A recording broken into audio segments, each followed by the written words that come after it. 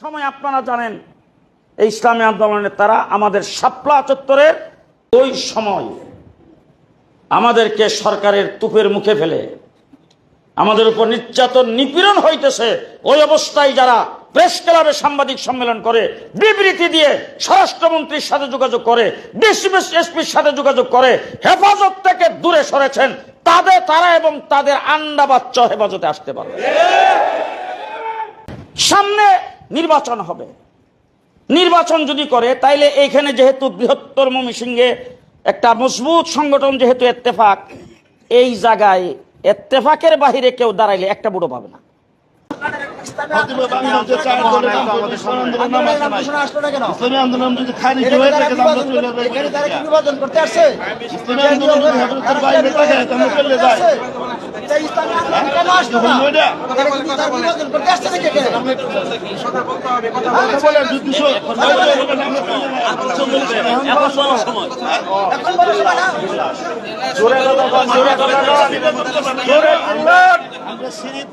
ইসলামী আন্দোলন বাদ পড়বে কেন? ইসলামী আন্দোলন বাংলাদেশের প্রতি আমাদের কোনো শত্রুতা নাই, কোনো দুশ্মনী নাই। বিভিন্ন সময় বিভিন্ন জায়গায় রাজপথে বিভিন্ন সময় আমরা একসাথে আন্দোলন করে আসছি, করছি, সামনে হইতে করব। কিন্তু হেফাজতে ইসলামের আমি যে এখানে দাঁড়ায় ওপেন আপনাদের সামনে বললাম, জমিয়তুল উলামা ইসলাম, নিজাম ইসলাম পার্টি, খেলাফত মজলিস, বাংলাদেশ খেলাফত মজলিস, এই দলগুলি হেফাজতে ইসলামের সূচনা লগ্ন থেকে, প্রতিষ্ঠা লগ্ন থেকে হেফাজতে ইসলামের সাথে অন্তর্ভুক্ত ছিলেন। ইসলামী আন্দোলন বা তখনকার শাসনতন্ত্র আন্দোলন ওইভাবে জড়িত নাই। দ্বিতীয় নম্বর আসেন, আপনারা যেহেতু জানতে চাচ্ছেন এই জন্য বলছি, আমি আগেই বলে নিছি যে তাদের সাথে আমাদের কোনো দুশ্মনী নাই। আল্লামা আহমদ শফি রহমতুল্লাহ আলাই, আপনারা জানেন নির্বাচিত হোক অনির্বাচিত হোক বাংলাদেশের একটা সরকার ছিল হাসিনার নেতৃত্বে, দিনের ভোট রাতে করে হোক ছিল, সেটা গঠনতান্ত্রিকভাবে গেজেট অনুযায়ী। এই সরকারের মোকাবেলায় একটা রাষ্ট্রদ্রোহী সরকার কায়েম করেছিলেন ইমরান এর সরকার। ওই শাহবাগ থেকে বলতো আজকে পতাকা অর্ধনমিত থাকবে, সচিবালয়ে পতাকা পর্যন্ত অর্ধনমিত। শাহবাগ থেকে বলতো আজকে 1 ঘন্টার জন্য সবাই রাস্তায় নেমে আসবে, সচিবালয়ের সচিবরা রাস্তায়। ওই জায়গাতে এমন কোন অপকর্ম নাই যেটা করে নাই। বক্তৃতায় বলছে তোর আল্লাহরে নিয়ে ফাঁসি দিব। আমার নবী মুহাম্মদুর রাসূলুল্লাহ সাল্লাল্লাহু আলাইহি ওয়াসাল্লাম সম্পর্কে কটূক্তি, এই সবের জবাব কেউ দিতে পারছিল না। টু শব্দ করার মতো সাহস কারো নাই।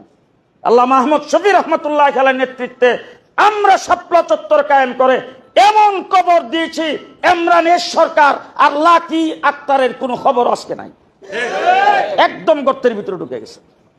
ওই সময় আপনারা জানেন এই ইসলামী আন্দোলনের তারা আমাদের শাপলা চত্বরের লং মার্চের একদিন আগে শাপলা চত্বরে একটা কাউন্টার সমাবেশ করেছেন, এবং সেই সমাবেশে আল্লামা আহমদ শফি এবং হেফাজত নেতৃবৃন্দের নামে জামাতের সাথে সম্পর্ক, বিএনপির সাথে সম্পর্ক, জামাত ইসলামী টাকা দিচ্ছেন, বিএনপি টাকা দিচ্ছেন, এই সমস্ত কুৎসা রটনা করে একটা বই লেখে সেই জায়গায় বিতরণ করেছেন। এরপরে আমরা মিটিংয়ে ডাকছি, আমি ঢাকার সেক্রেটারি ছিলাম, মিটিংয়ে ডাকছি, আল্লামা নূর হোসেন কাসিম সাহেব সভাপতি ছিলেন। মিটিংয়ে ডাকার পরে তারা কেউ যায় নাই, 2 জন প্রতিনিধি গেছেন। ওই শাপলা চত্বরের প্রায় 10-15 দিন আগে যাইয়া 2 জন প্রতিনিধি প্রথম মিটিং শুরু হওয়া লগ্নেই দাঁড়ায় বলছেন আমাদেরকে আমাদের কেন্দ্রীয় প্রতিনিধি আপনাদের কাছে প্রতিনিধি হিসেবে পাঠাইছেন একটা কথা বলার জন্য। আগামী 3 তারিখ না 4 তারিখ তাদের সমাবেশ ছিল। ওই 4 তারিখের আগে আমরা অন্য কোনো দিকে মুভ করতে পারবো না, কিছুই করতে পারবো না। 4 তারিখের পরে আমরা সিদ্ধান্ত নেব হেফাজতের আপনারা যে সমাবেশ ডাকছেন সমাবেশ আমরা আসবো কি না, কি করব, 4 তারিখের পরে সিদ্ধান্ত নেব। এ কথাটা আপনাদেরকে জানিয়ে দেওয়ার জন্য বলছেন, এ কথা জানায় তারা চলে গেছেন। 4 তারিখের তাদের সমাবেশের পরে যখন আমরা মিটিং ডাকছি তখন তাদের 2 জন আসছেন, উল্লেখযোগ্য 2 জন। আসার পরে যখন তাদেরকে বইয়ের কথা বলা হইল, তখন বললেন এই আল্লাহ বিল্লাহ তাল্লাহ, এই সমস্ত আমরা জানিও না, কে লেখছে, কোথার থেকে লেখছে। সাথে সাথে আমি দাঁড়াইছি, আমার সাথে একজন লোককে দাঁড়ানো করছি, যেই লোকটার মাধ্যমে তাদের অফিস থেকে 20 কপি বই আমি টাকা দিয়ে কিনে আনছি, এবং সেখানে কেনার সময় 20 কপি বই 20 টাকা করে একটা, 20 কপি বইয়ের দাম 400 টাকা। সেই 400 টাকা মধ্যে আমার এই লোকটা বলছেন যে 20 কপি একসাথে নিচ্ছি, কিছু কম নেন না। কলার এটা ইসলামী আন্দোলনের ফান্ডে জমা হবে, আপনি একটা ইসলামী আন্দোলনের কাজে লাগবে, 20 টাকা বেশি দিলে অসুবিধা কি। এই কথা যখন ওখানে দাঁড়ায় যখন বললাম, তখন তারা মাথা নিচের দিকে দিয়ে দিচ্ছেন। আল্লাহ মাহমুদ শফি রহমতুল্লাহ খেলায়, জুনায়েদ বাবনগরী রহমতুল্লাহ খেলায়,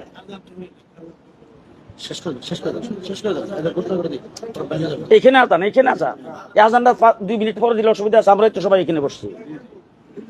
তো এরপরে আল্লাহ মাহমুদ শফি, জুনায়েদ বাবনগরী রহমতুল্লাহ খেলায়, নুসুর কাসিম সাহেব রহমতুল্লাহ আলাই, তখনকার সময় মুফতি ওয়াক্কাস সাহেব সহ আরো যারা ছিলেন, আমরা সবাই মিলে আল্লাহ মাহমুদ শফি সাহেব রহমতুল্লাহ আলাইকে নিয়ে বসছি।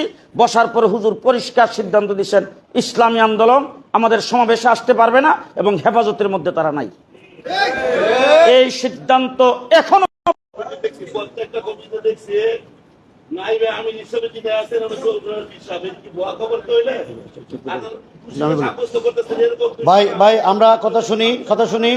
হেফাজতুল ইসলাম বৃহত্তর ঐক্যবদ্ধ একটা প্ল্যাটফর্ম।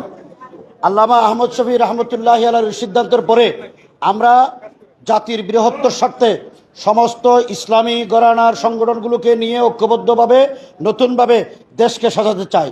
সুতরাং আমাদের অতীতের কথা টেনে আমরা এখানে বিভাজন করব না। আমরা ইসলামী আন্দোলন বাংলাদেশের দায়িত্বশীলরা এখানে থাকলে অনুরোধ করব বিনয়ের সাথে, অনেক কথা অনেক পিছনে হয়, আমরা সামনে ঐক্যবদ্ধভাবে পথ চলবো, অতীতকে সব ভুলে যাবো ইনশাআল্লাহ, পারবো তো ইনশাআল্লাহ।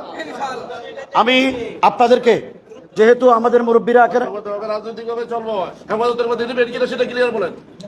হেফাজতুল ইসলামের তো মুরব্বীদের সিদ্ধান্ত যেটা সেটা চলবে, মুরব্বীদের সিদ্ধান্তের পর চলবে। হেফাজতুল ইসলামের কেন্দ্রীয় কমিটির যে সিদ্ধান্ত, আমরা হেফাজত সেভাবে চলবো এবং জাতির বৃহত্তর স্বার্থে রাজনৈতিকভাবে সবাইকে নিয়ে ঐক্যবদ্ধভাবে থাকবো। হ্যাঁ, আর হেফাজতের সিদ্ধান্ত হেফাজতের।